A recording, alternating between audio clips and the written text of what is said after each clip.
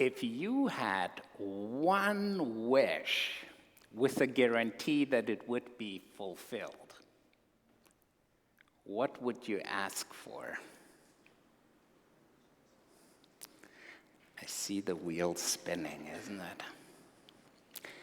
That is what Solomon had. One wish. And he recognizes he was 20 years old and he had this whole people to rule. His father David, King David, ruled for 40 years. So here is Solomon. He describes himself, I'm pretty young, yes, at 20, to rule, to govern over the people of Israel. Yeah, that is a challenge. So what King Solomon is asking for is, and now it's very, very interesting in our scriptures, it says he's asking for an wisdom, but the original Hebrew says he is asking for a listening heart. So not listening just with our ears, with our head, the mind, but wisdom. Understanding is so much more than knowing. Knowing, you can go on your computer, do Wikipedia, do the calculator. We can know it pretty much all. It's at our fingertips. But wisdom, a listening heart, is much more than that. So what does wisdom, what does that knowing with the heart involve? What does it include? What is it that is beyond the knowing, the head, the smarts? To me, it includes just being open and curious, just willing to learn, the love for learning. And open and curious, someone said that wonder, if you wonder, keep wondering, can lead you in two ways. It can lead you to science, because you explore the world, and it can also lead you to faith and spirituality, because you explore about the soul, about God. So wonder, being curious, is at the heart of wisdom. And being open and curious about relationships, of listening, of openness, and overall being curious and attuned and aligned to the living God, whom Jesus embodies. Wisdom is the beginning, or our Proverbs. And from King Solomon, several of our books in the Bible derive their origin, like the Proverbs are all attributed to King Solomon.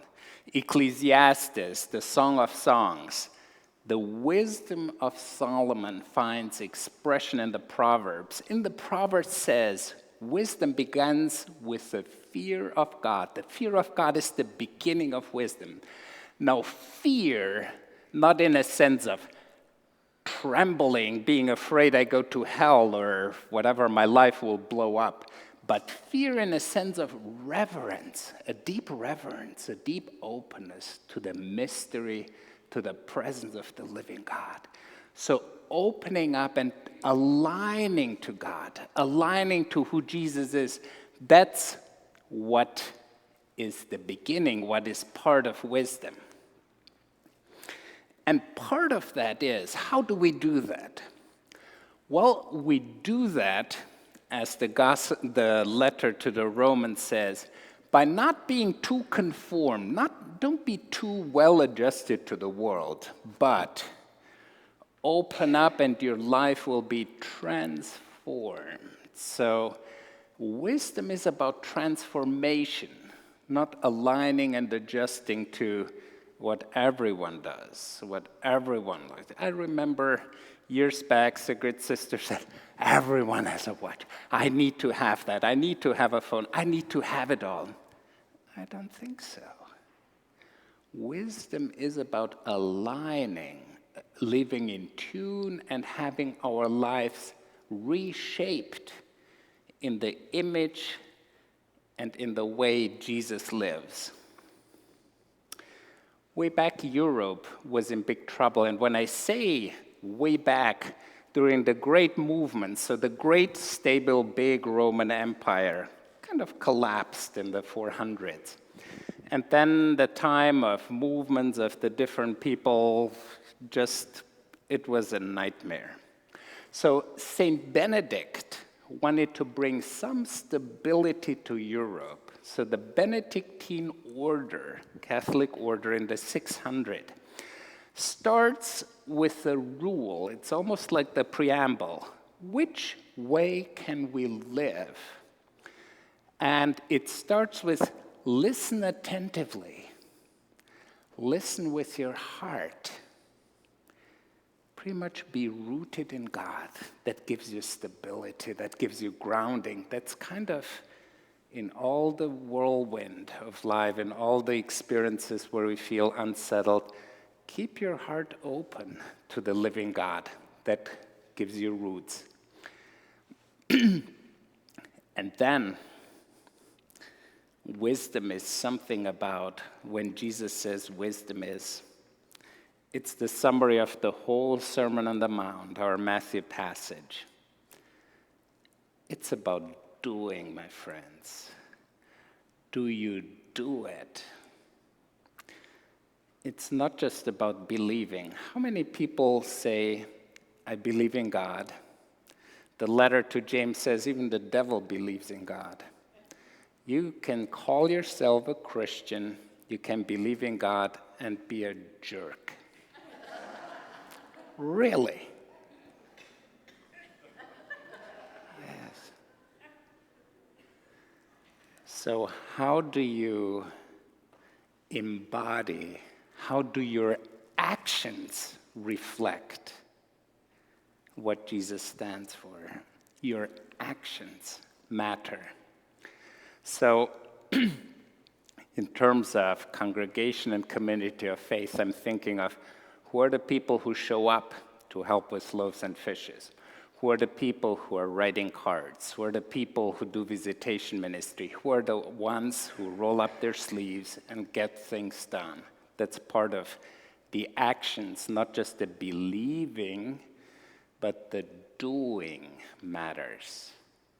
What causes do you support? Causes that align with Jesus' mission, with what Jesus, the world that Jesus envisions for all of us, for justice, for peace, for equality, for inclusion. What causes do you support with your time, talent, treasures? Prayer, presence, gift, service. How do they align? Where and how do you invest yourself in the work of Jesus? So, King Solomon had one wish that he knew God called him on and said, this will become true for you. What wish would you have? What hope? What would you ask for? When I think of myself, there are a couple of things. One is just to remain curious and open and recognize I don't have it all yet. I never will. But a sense of searching and the humility of knowing, for understanding, and in a sense of recognizing there is so much more than I, and the willingness to be open and learn.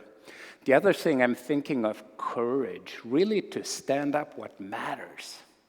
Be bold, brave, courageous. That's what we all need. The faith, the trust that we do the work. And then I'm thinking also about persistence. We're in it for the long haul, aren't we? It's not a sprint, it's a marathon we're on.